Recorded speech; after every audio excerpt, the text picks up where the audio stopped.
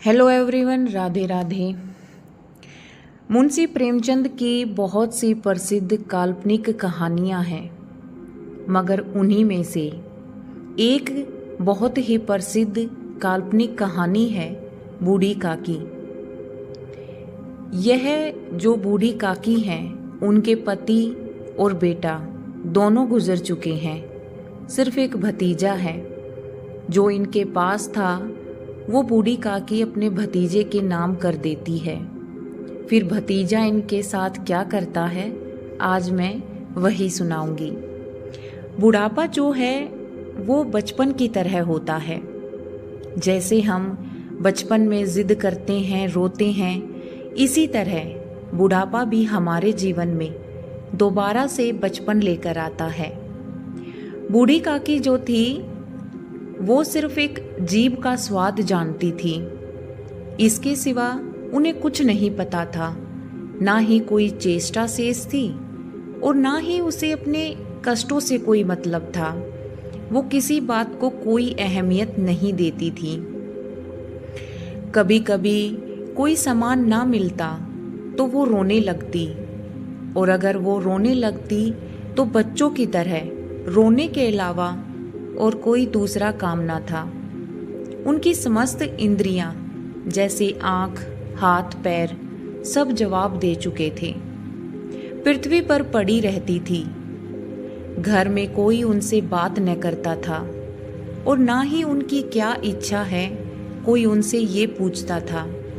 ना ही समय पर भोजन उन्हें मिलता था। कई बार जब भोजन समय पर ना मिलता तो वो बहुत दुखी होती थी। उनका मन करता तो वो रोने लग जाती थी। बाजार से घर में बहुत सा सामान आता, मगर बूढ़ी काकी को कोई कुछ ना देता था। जब उसे कुछ भी ना मिलता तो वो रोने लगती, और उसका रोना इतना सरल न था। वो बच्चों की तरह गला फाड़ फाड़ कर रोती थी। उनके पति स्वर्ग सिधार चुके थे। काफी साल हो चुके थे।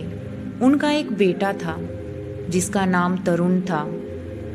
वो भी उनके पास ज्यादा वक्त तक न रुका और वो भी चल बसा। अब बस एक भतीजा था। उसके अलावा उसकी जिंदगी में और कोई नहीं था।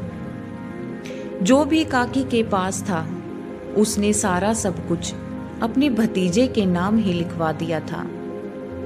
जब उसने अपना सब कुछ, घर बार, खेत खलियान, जब उसने अपने भतीजे के नाम लिखवाया तो उस समय उसका भतीजा पंचायत में बैठे सभी के सामने बहुत बड़ी बड़ी रागें हाकी कि मैं काकी की बहुत सेवा करूंगा, मैं उन्हें बहुत अच्छी तरह रखूंगा, उनका मान सम्मान करूंगा। परंतु वहां सिर्फ उसके वो ढोल पीटने वाला काम था। वहां उसने दलालों की तरह सिर्फ आवाजें लगाई और उनकी बातों में कुछ न था। जब संपत्ति सब कुछ उसके नाम हो गई तो उसने काकी को कुछ नहीं माना।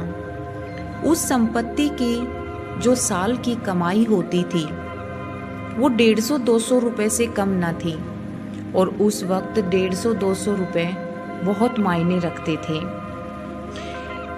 बूढ़ी काकी को पेट भर भोजन भी कठिनाई से मिलता था। इसमें उनके भतीजे, जिसका नाम बुद्धिराम था, वो बड़ा अपराधी था। कई बार उसने अपने बर्ताव से शर्मिंदा भी होता था, परंतु वो अपने मन की ही करता था।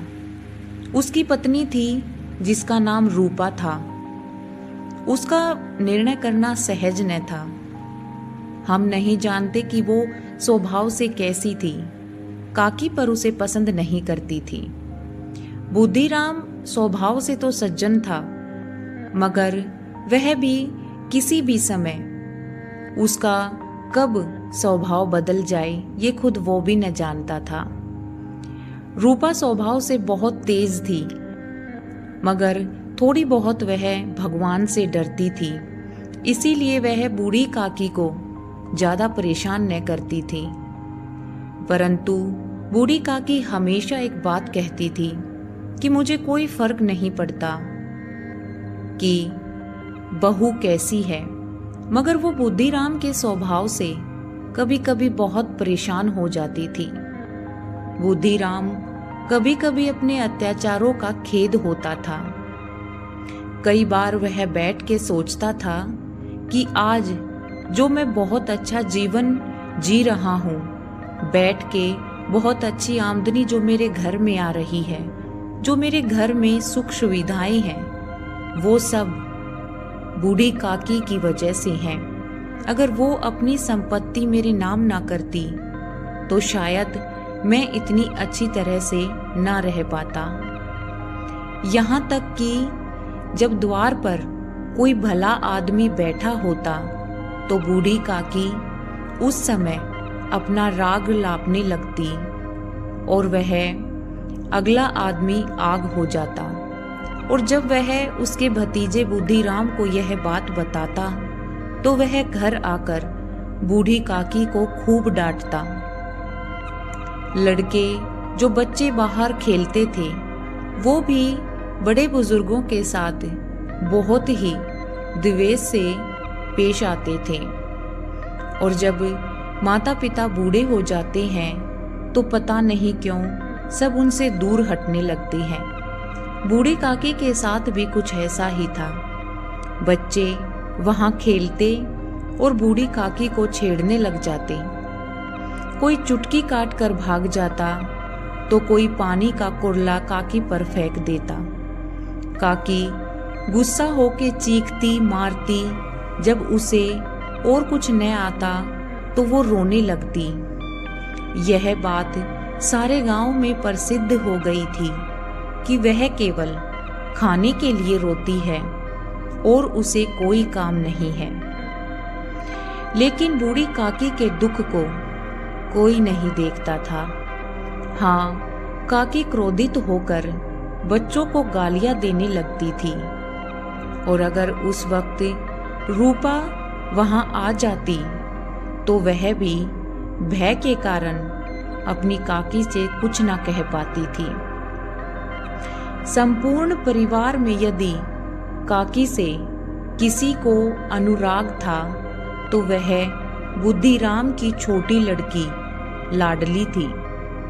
लाडली अपने दोनों भाइयों के भय से अपने हिस्से की मिठाई और जो भी उसे मिलता वह बूढ़ी काकी के पास बैठकर खाया करती थी। यही उसका रक्षाकार था। यद्यपि वह काकी की शरण में आकर आराम से बैठकर अपना खाना खाती थी। भाइयों के अन्याय से सुरक्षा अगर उसे कहीं मिलती थी तो वो बूढ़ी काकी के पास थी। रात का समय था। बुद्धिराम के द्वार पर शहनाई बज रही थी और गांव के बच्चों का झुंड तरह तरह के गाने गाकर वहां से रसास्वादन कर रहा था। चारपाइयों पर मेहमान विश्राम करे हुए थे। नाइयों से मुकैया गवाई गई थी। समीप खड़ा भाट विरोधपाली सुन रहा था और कुछ भावयज्ञ मेहमान भी वहां बैठकर वाह वाह कर रहे थे और खुश हो रहे थे। वहीं पर अधिकारी एक दो अंग्रेजी पढ़े हुए शब्दों को नवयुवक इन व्यवहारों से उदासीन थे। वे इस गवार मंडली में बोलना अथवा सम्मिलित होना अपनी प्रतिष्ठा के प्रतिकूल समझते थे। आज बुद्धिराम के बड़े लड़के मुखराम का तिलक आया है। यह उसी का उत्सव था। घर के भीतर स्त्रियां गाना गा रही थी और रूपा मेहमानों के लिए भोजन में व्यस्त थी। भट्टियों पर कढ़ाई चढ़े थे। एक में पूरियां, एक में कचौरियां निकल रही थी, दूसरे में अन्य पकवान बन रहे थे। एक बड़े हांडे में मसालेदार तरकारी पक रही थी। घी और मसाले की जो सुगंध थी वह चारों ओर फैली हुई थी, मगर बूढ़ी काकी अपनी कोठरी में शोकमय विचारों की भांति बैठी हुई थी। यह स्वाद मिश्रित सुगंधित उन्हें बेचैन कर रही थी। वे मन ही मन में विचार कर रही थी कि मुझे पूरियां न मिलेंगी। कितनी देर हो गई, कोई भोजन लेकर नहीं आया। मालूम होता है सब लोग भोजन कर चुके हैं, मेरे लिए कुछ न बचा।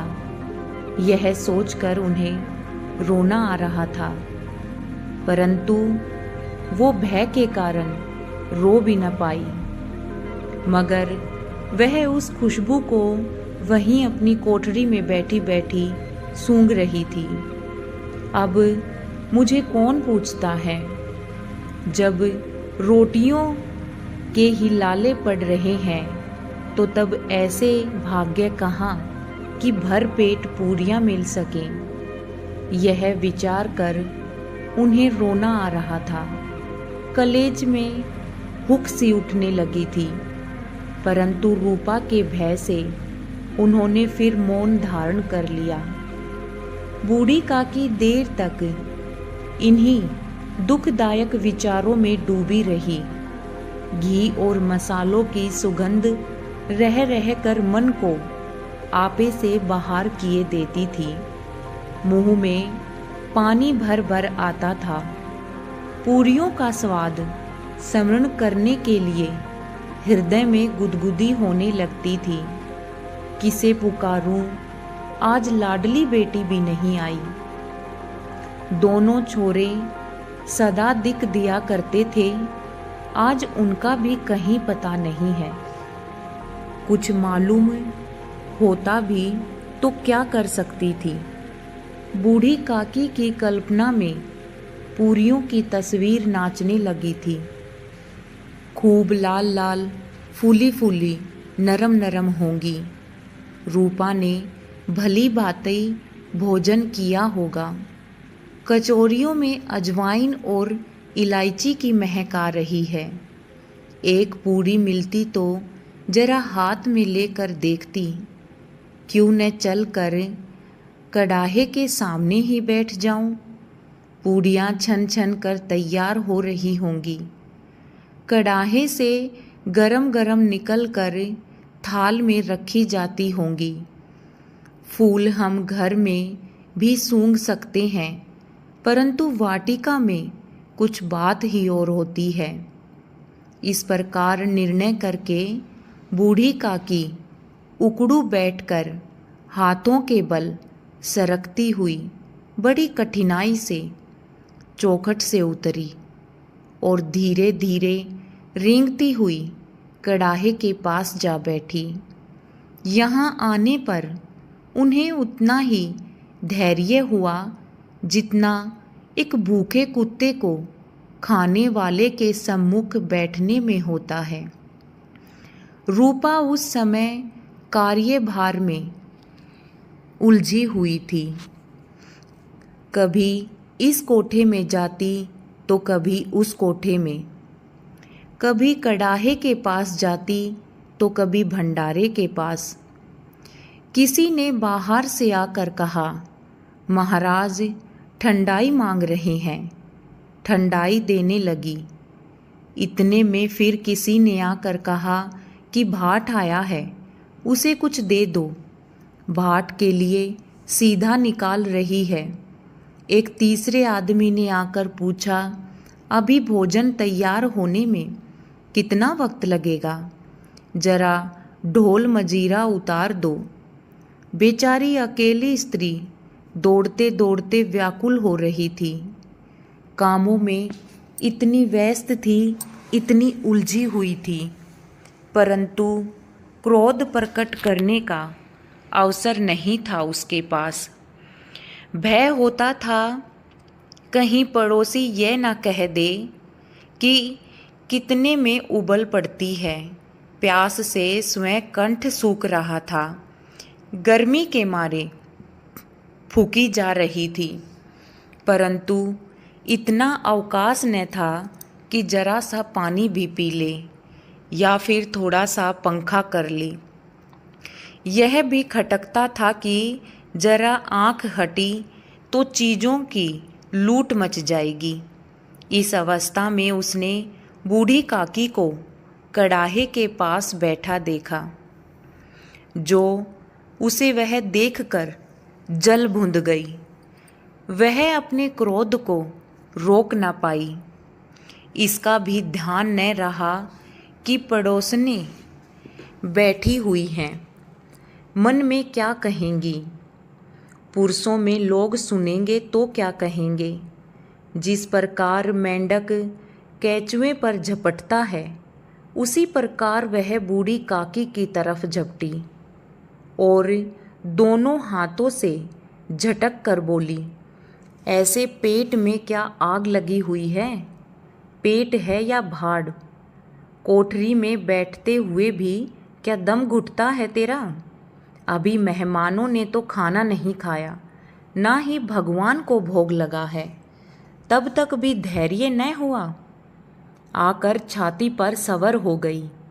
जल जाएगी ऐसे जीभ तुम्हारी, दिन भर खाती रहती हो, जाने कौन सी हैंडी में मुंह डालती हो। गांव देखेगा तो कहेगा कि बुढ़िया को भर पेट खाना तक नहीं देते, तभी तो इस तरह मुंह बनाए फिरती है। डायन न मरे न मांजा छूटे, नाम बेचने पर आई है, नाक कटवाकर ही दम लेगी। कितना ठूसती है, न जाने कहाँ जाता है। भला चाहती हो तो जाकर कोठरी में बैठो। जब तक घर के लोग खाना न खा लेंगे, तब तक तुम्हें न मिलेगा। तुम कोई देवी नहीं हो कि जब चाहोगी तब तुम्हारे सामने हम खाना और पानी लेकर आ जाएंगे, और ना ही तुम्हारी कोई पहले पूजा की जाएगी। बूढ़ी काकी ने सिर उठाया और न रोई और ना ही बोली, चुपचाप रेंगती हुई अपनी कोठरी में चली गई। आवाज़ ऐसी कठोर थी कि उसका हृदय और मस्तिष्क और उसकी संपूर्ण शक्तियाँ, उसके संपूर्ण विचार और उसका संपूर्ण भार, वो उनमें खो गई। नदी में जब कगार का कोई वेदना खंड कट कर गिरता है और आसपास का जल समूह चारों ओर से उसी स्थान को पूरा करने के लिए दौड़ता है। अब क्या था? बूढ़ी काकी वहीं कोठरी में जाकर मायूस मन से बैठ गई और सोचने लगी कि वक्त कैसा आ गया कि एक वक्त की रोटी तक नसीब नहीं हो रही। चारों तरफ सेनाइयाँ बज रही हैं, ढोल नगाड़े बज रहे हैं, सब कोई कुछ खा रहा है, कुछ पी रहा है, मगर मेरा बाहर जाना भी बहुत ही कठिन हो गया। भोजन अब तैयार हो गया था, आंगन में पत्तलें पड़ गई थी, मेहमान खाने लगे थे, स्त्रियों के जेवर गीत गाने लगी थी। मेहमानों के नाई और सेवक गण भी उसी मंडली के साथ थे, किंतु कुछ हटकर भोजन करने बैठ गए थे। परंतु सभ्यता अनुसार जब तक सब के सब खा न चुके, कोई उठ नहीं सकता था। दो एक मेहमान को कुछ पढ़ लिख रहे थे, सेवकों के कुछ उलझने सुलझा रहे थे। वो इस बंधन को व्यर्थ और बेकार की बात समझते थे। बूढ़ी काकी अपनी कोठरी में जाकर पश्चाताप कर रही थी कि मैं कहाँ से कहाँ आ गई। उन्होंने रूपा पर क्रोध नहीं आया, अपनी जल्दबाजी पर दुख था। सच ही तो है, जब तक मेहमान लोग भोजन न कर लेंगे तो मैं कैसे खाऊंगी। मुझी से इतनी देर से भूखा न रहा गया, मैंने ही जल्दबाजी कर ली। सबके सामने पानी उतर गया। अब जब तक कोई बुलाएगा नहीं, मैं नहीं जाऊंगी। मन ही मन में इस प्रकार के विचार बूढ़ी काकी बैठकर कर रही थी और वह सोच रही थी कि अगर कोई बुलाएगा तो तभी जाऊंगी। वह अपनी कोठरी में बैठकर प्रतीक्षा करने लगी, परंतु घी की रुचिकर जो महक थी वो उनके धैर्य की परीक्षा ले रही थी। उन्हें एक एक पल एक एक युग के समान मालूम होता था। अब पत्तल भी बिछ गई थी और मेहमान भी खा गए थे। हाथ पैर धोकर सब अंदर आ रहे थे और नाई उन्हें पानी दे रहा था। मालूम होता है अब सब लोग खाने पर बैठ गए हैं। जेवनार गाए जा रहे थे। यह विचार कर रहे थे कि मन को बहलाने के लिए काकी अब लेट गई थी। काकी भी धीरे धीरे एक गीत गुनगुनाने लगी। उन्हें मालूम हुआ कि मुझे गाते देर हो गई है। क्या इतनी देर तक लोग भोजन ही कर रहे हैं? किसी ने मुझे अब तक आवाज़ नहीं दी। अवश्य ही अब तो लोग खा पी कर चले गए होंगे। मुझे कोई बुलाने क्यों नहीं आया? रूपा तो चिड़ी हुई है, न जाने वह बुलाएगी या नहीं। बूढ़ी काकी वहीं अपनी कोठरी में बैठे बैठे ये सोच रही थी, वह कोई मेहमान तो नहीं है जो उन्हें बुलाऊं। बूढ़ी काकी चलने को तैयार हुई, यह विश्वास कि 1 मिनट में पूरियां और मसालेदार तरकारियां सामने आएंगी। और उनकी यह जो सोच थी उन्हें अंदर ही अंदर गुदगुदाने लगी थी। उन्होंने मन में तरह तरह के मंसूबे बांधे। पहले तरकारी से पूरियां खाऊंगी, फिर दही और शक्कर से कचौरियां, और रायता भी मालूम होता है, वो भी बहुत मज़ेदार होगा। चाहे कोई बुरा माने चाहे भला माने, मैं तो मांग मांग कर खा लूँगी। यही न लोग कहेंगे कि इन्हें विचार नहीं। कहाँ रह गई बूढ़ी काकी, ये भी कई लोग सोचते होंगे। इतने दिनों के बाद आज पूरियां मिल रही हैं। मुंह झूठा करके थोड़ा ही उठ जाऊंगी। वह उकड़ू बैठकर सरकते हुए फिर से आंगन में आ गई, परंतु हाय दुर्भाग्य, अभिलाषा ने अपने पुराने स्वभाव के अनुसार समय की मिथाया कल्पना थी। मेहमान मंडली तो अभी भी वहीं बैठी हुई थी। कोई खाकर उंगलियां चाट रहा था तो कोई तिरछे नैनों से देखता था कि और लोग अभी खा रहे हैं या नहीं। कोई इस चिंता में था कि पत्तल पर पूरियां छूट जाती तो किस तरह इन्हें भीतर रख लेता।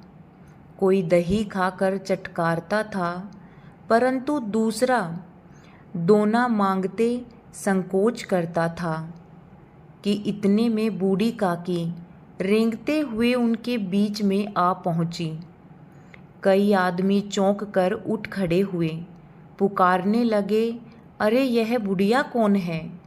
यहाँ कहाँ से आ गई? देखो इसको कोई छू न दे। पंडित बुद्धिराम काकी को देखते ही क्रोध से तिलमिला उठा।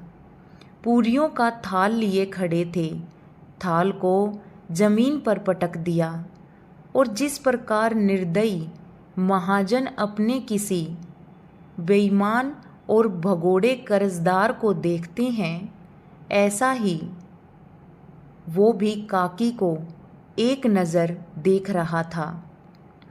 और उसी तरह लपक कर उन्होंने काकी के दोनों हाथ पकड़े और घसीटते हुए उन्हें अंधेरी कोठरी में धमक कर पटक दिया। आशा रूपी वाटिका लू के एक झोंके में विनिष्ट हो गई। मेहमानों ने भोजन किया, घर वालों ने भोजन किया, बाजे वालों ने, धोबी ने, चमार ने, सभी ने भोजन किया, परंतु बूढ़ी काकी को किसी ने न पूछा। बुद्धिराम और रूपा दोनों ही बूढ़ी काकी को उनकी निर्जलता के लिए दंड देने का निश्चय कर चुके थे। उनके बुढ़ापे पर, दीनता पर किसी को कोई करुणा न आई। अकेली लाडली उनके लिए कुढ़ रही थी। लाडली को काकी के साथ अत्यंत प्रेम था। बेचारी भोली लड़की थी, बाल विनोद और चंचलता की उनमें गंध तक न थी। दोनों बार जब उनके माता पिता ने काकी को निर्दयता से घसीटा तो लाडली का हृदय बहुत दुखी हुआ। वह बहुत परेशान हो गई कि हम लोग काकी को क्यों बहुत सी पूरियां नहीं देते, क्यों मेहमानों के साथ उन्हें बैठकर खाना खाने नहीं दिया जाता, और यदि काकी ने मेहमानों से पहले खा भी लिया तो क्या बिगड़ जाएगा। वह काकी के पास जाकर उन्हें धैर्य देना चाहती थी, परंतु अपने माँ बाप के भय के कारण वह काकी के पास भी न जा सकी। उसने अपने हिस्से की पूरियां बिल्कुल न खाई थी। अपनी गुड़िया की पिटारी में बंद करके रखी थी। उन पूरियों को काकी के पास ले जाना चाहती थी। उनका हृदय अधीर हो रहा था। बूढ़ी काकी मेरी बात सुनते ही उठ बैठेंगी और पूरियां देखकर बहुत प्रसन्न होंगी और मुझसे बहुत प्रेम करेंगी। रात के 11 बज गए थे। रूपा आंगन में पड़ी सो रही थी, मगर लाडली की आंखों में नींद न थी, क्योंकि उसे पता था कि बूढ़ी काकी ने सुबह से कुछ न खाया है। काकी को पूरियां खिलाने की खुशी में उसे नींद ही नहीं आ रही थी। उसने गुड़ियों की पिटारी सामने रखी थी। जब विश्वास हो गया कि उसकी माँ सो रही है तो वह चुपके से उठी और विचारने लगी कि कैसे चलूं। चारों ओर अंधेरा था, केवल चूल्हों में आग चमक रही थी। चूल्हों के पास एक कुत्ता लेटा हुआ था। लाडली की दृष्टि सामने वाले नीम पर गई। उसे मालूम हुआ कि उस पर हनुमान जी बैठे हुए हैं। उनकी पूंछ, उनकी गदा वह स्पष्ट दिखलाई दे रही हैं। मारे भय के उनकी आंखें बंद कर ली। इतने में कुत्ता उठ बैठा। लाडली को ढांसते हुए कोई सोए हुए मनुष्य के बदले एक भागता हुआ कुत्ता उसके लिए अधिक धैर्य का कारण हुआ। उसने पिटारी उठाई और बूढ़ी काकी की कोठरी की ओर चल दी। बूढ़ी काकी को केवल इतना ही स्मरण था कि किसी ने मेरे हाथ पकड़कर घसीटे।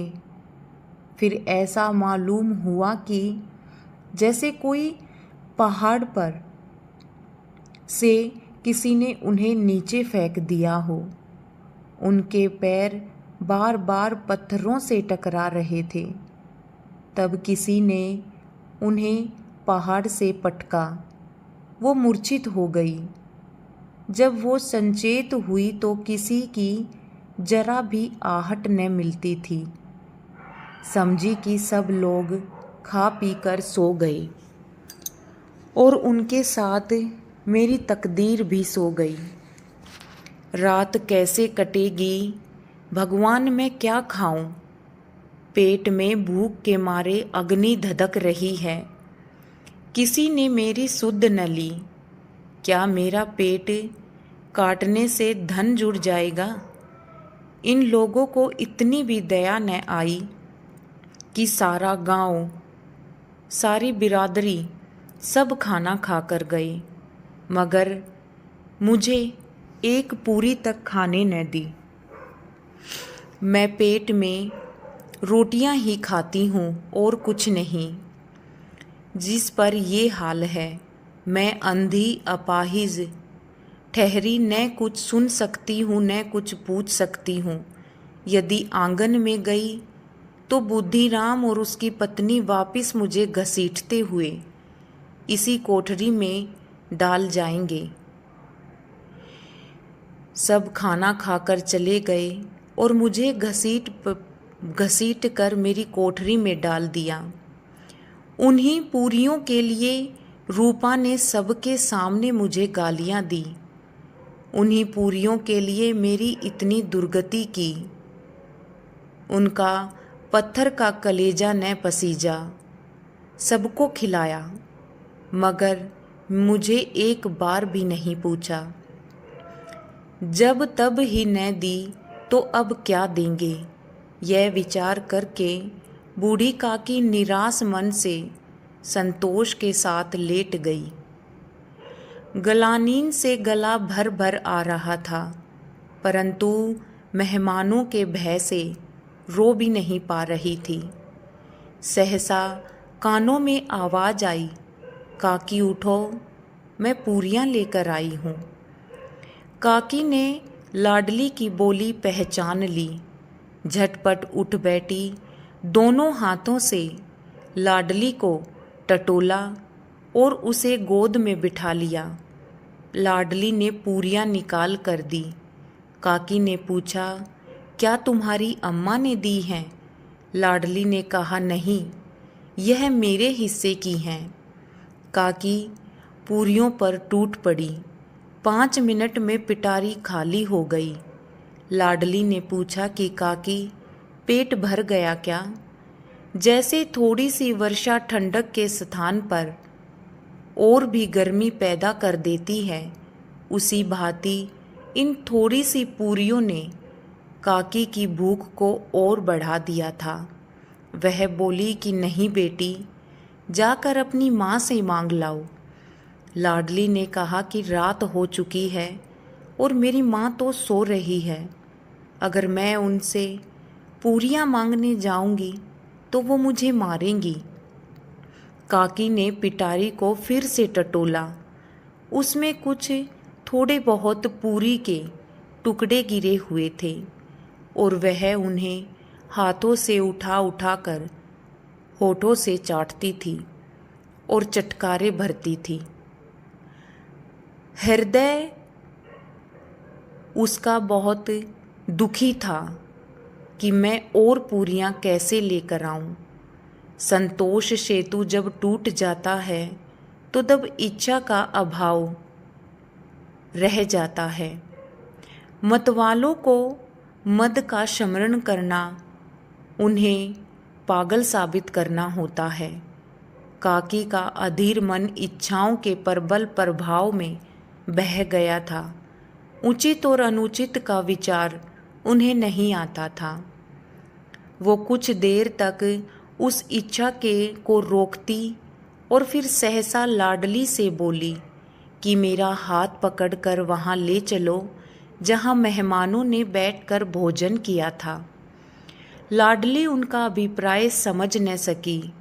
उसने काकी का हाथ पकड़कर और उन्हें ले जाकर जूठे पत्तलों के पास बिठा दिया और वह बूढ़ी काकी पत्तलों से पूरियों के टुकड़ों को चुन चुन कर खा रही थी और साथ में कह रही थी कि यह दही कितना स्वादिष्ट था, कचौरियाँ कितनी सलोनी हैं, खस्ता कितने सुकोमल हैं।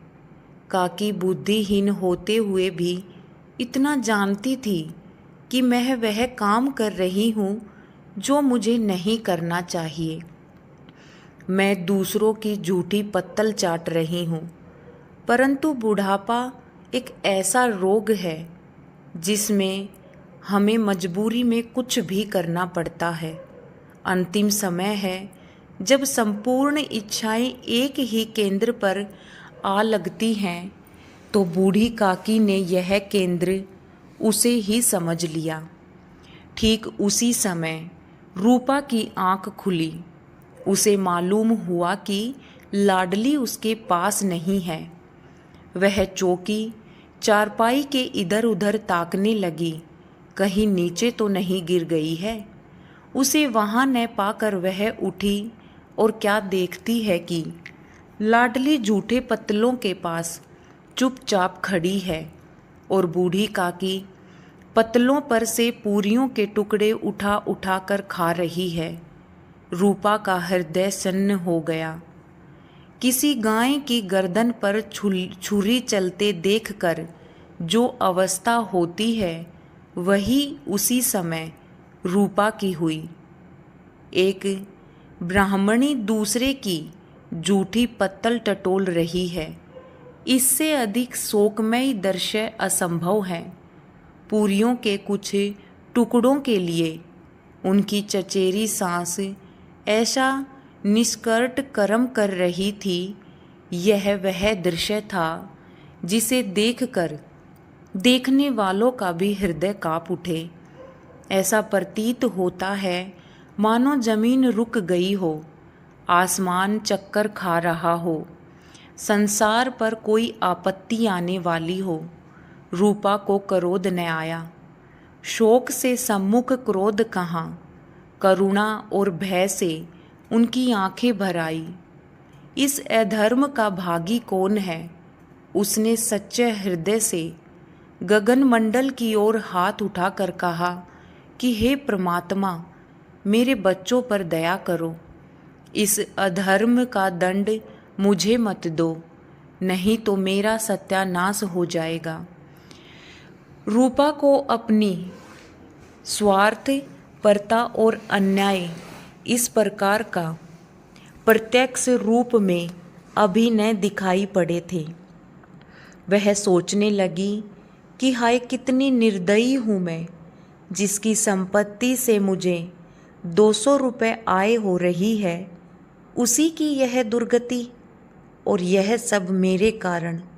हे दयामयी भगवान, मुझसे बहुत भारी चूक हुई है, मुझे माफ़ कर दो। आज मेरे बेटे का तिलक था, सैकड़ों लोगों ने भोजन खाया, मैं उनके इशारों की दासी बनी रही, अपने नाम के लिए सैकड़ों रुपए लगा दिए, परंतु जिसकी बदौलत हजारों रुपए खा गए, उसे इस उत्सव में भर पेट भोजन न दे सकी। केवल इसी कारण तो कि वह वृद्धा है और वह कुछ कर नहीं सकती। रूपा ने दिया जलाया और अपने भंडार के द्वार खोले और एक थाली में संपूर्ण सामग्री सजाकर बूढ़ी काकी की ओर चली। आधी रात जा चुकी थी। आकाश पर तारों के थाल सजे हुए थे और उन पर बैठे हुए देवगण स्वर्गीय पदार्थ सजा रहे थे, परंतु उसमें किसी को वह परमानंद प्राप्त नहीं हो सकता था जो बूढ़ी काकी को अपने सम्मुख थाल देखकर प्राप्त हुआ था। रूपा ने कंठारुधर स्वर में कहा, काकी उठो, भोजन कर लो। मुझसे आज बहुत बड़ी भूल हो गई, उसका बुरा न मानना। परमात्मा से प्रार्थना कर दो कि वह मेरे अपराध को माफ़ कर दें। भोले भोले बच्चों की भांति जो मिठाइयाँ पाकर मार और तिरस्कार सब भूल जाता है, बूढ़ी काकी वैसे ही सब कुछ भूल कर बैठी हुई खाना खा रही थी। उसने एक एक रोए से सच्ची सदिच्छाएं निकल रही थी और रूपा बैठी स्वर्गीय दृश्य का आनंद लेने में निमग्न थी। और काकी ने फिर भर पेट भोजन किया और अपनी कोठरी में जाकर निश्चिंत होकर सो गई। ये थी मुंशी प्रेमचंद की एक काल्पनिक कथा बूढ़ी काकी। कैसी लगी प्लीज़ कमेंट बॉक्स में ज़रूर बताइएगा। लाइक कीजिएगा, अगर चैनल पर नए हैं तो सब्सक्राइब ज़रूर कीजिएगा। मिलते हैं अगली एक नई कहानी के साथ। धन्यवाद। राधे राधे।